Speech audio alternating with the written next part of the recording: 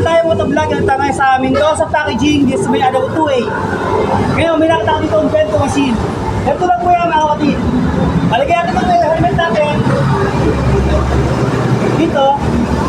Dahil sarado. Eh, hulit natin yung sa 20 sampay.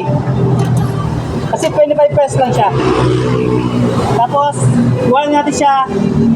Yan naman, tapos yung ating pag dependo. Uusap na yan maya.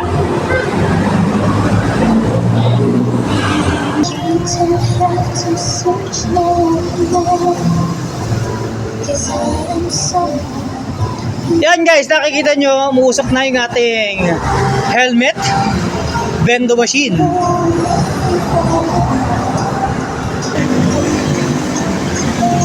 Yun guys, almost tapos na yung proseso niya sa ano, bali 1 minute siyang pinausukan na bumuga.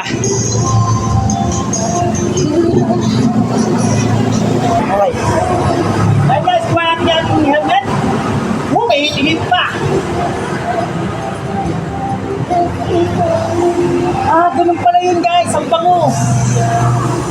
Hindi na siya amoy kulog. Hindi kaya sa bibendo sa packaging, sa may Adaw 2A. Tara guys, pahibibendo tayo. Salamat, Gini.